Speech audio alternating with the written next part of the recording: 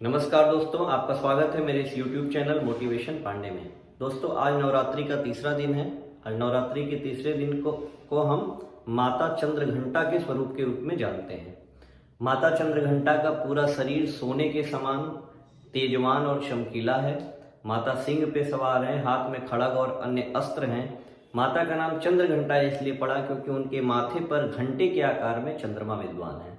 माँ चंद्रघंटा की पूजा करने से हमारी सारी मनोकामनाएं पूर्ण होती हैं और हम रोग से भी मुक्त होते हैं। रोग मुक्ति के लिए माता चंद्रघंटा का ध्यान बहुत जरूरी है। अब बात करते हैं माता चंद्रघंटा की कथा के बारे में। दोस्तों, बहुत साल पहले आपको मालूम है कि देवताओं और असुरों में अक्सर युद्ध होते रहते थे। बहुत सारे असुर होते थे जो ब्रह्मा जी से या किसी भी भगवान से वरदान मांग करके देवताओं पर आक्रमण कर देते थे। उनकी मुख्य इच्छा रहती थी स्वर्ग का सिंहासन। इसी तरह से एक रंभ नाम का असुर था जिसको जल में रहने वाले एक भैंसे से प्रेम हो गया और उन दोनों के संयोग से एक असुर का जन्म हुआ। उसका नाम महिषासुर था। महिष का मतलब भैंस होता है, इसीलिए उसका नाम पड़ा महिषासुर। वो जब अब चाहता था अपनी इच्छा से मानव और जब चाहता तो अपनी इच्छा से भैंसे का स्वरूप धारण कर लेता था।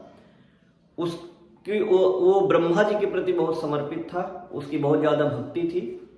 उसने ब्रह्मा जी की कठोर तपस्या की और ब्रह्मा जी से वरदान में मांगा कि कोई भी दैत्य दानव मानव उसका संहार ना कर सके। और उसने वरदान मांगा कि उसकी मृत्यु अगर हो तो किसी कुंवारी कन्या से ही हो पाए। ब्रह्मा जी ने तथास्तु कहा और उसको वरदान दे दिया। इसके बाद वो बहुत ज्यादा खुश हुआ और उसने दैत्यों की सेना लेकर के इंद्रदेव पर चढ़ाई कर दिया, आक्रमण कर दिया और सारे देवताओं को हरा करके स्वर्ग से भगा दिया और स्वर्ग के सिंहासन पर उसने कब्जा कर लिया। देवता बहुत दिन तक पृथ्वी पर भटकते लगे। बाद में देवता हार करके कोई भी रास्ता न पा करके हर जगह वह असुर से प्रताड़ित होने लगे। तब वो ब्रह्मा विष्णु और महेश के पास गए। उस देवताओं ने ब्रह्मा विष्णु और महेश यानी त्रिदेवों से अपनी प्रार्थना कही और कहा कि महिषासुर का अत्याचार बहुत बढ़ गया है और ये सृष्टि उसके अत्याचारों से भयभीत हो गई है और कांपने लगी है। हे प्रभु, कृपया इसके लिए कुछ उपाय करिए। इतना सुनते ही ब्रह्मा विष्णु और महेश तीनों क्रोधित हो गए और उनके क्रोध के तेज से एक शरीर प्रकट हुआ जो माता का शरीर था, जिनके 10 हाथ थे। उन 10 हाथों को सुशोभित करने के लिए भगवान शिव ने अपना त्रिशूल, भगवान विष्णु ने अपना सुदर्शन चक्र, भगवान इंद्र ने अपना ऐरावत हाथी और साथ में एक घंटा प्रदान किया। सूर्यदेव ने अपना तेज तलवार और सिंह प्रदान किया माता को सवारी के लिए। इसी तरह से सभी देवताओं ने अपने अपने सामर्थ्य के हिसाब से माता को अस्त्र शस्त्र प्रदान किया और माता अस्त्र शस्त्र से सुशोभित हो गई।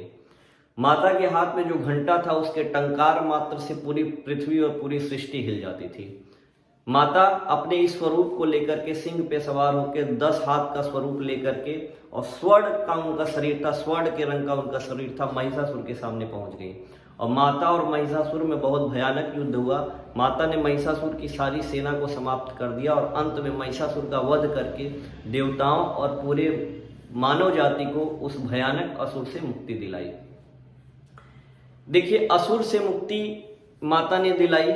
हम लोग के अंदर भी कुछ असुर होते हैं जो हमें हमेशा गलत काम करने के लिए प्रेरित करते हैं, निगेटिव चीज करने के लिए प्रेरित करते हैं, दूसरों को दुख देने के लिए प्रेरित करते हैं। माता चंद्रघंटा की इस कहानी से हमको ये भी सीखना चाहिए कि हम इस नवरात्रि में प्रण लें कि जैसे माता चंद्रघंटा ने महिषासुर का संहार करके इस पूरे पृथ्वी को उन असुरों से मुक्ति दिलाई, उसी तरह हम भी अपने मन के ईर्ष्या, क्रोध, द्वेष, इस रूपी असुरों को मार करके और हम अपने इस शरीर को इन गंदगी से क्या कराएं, मुक्त दिलाएं।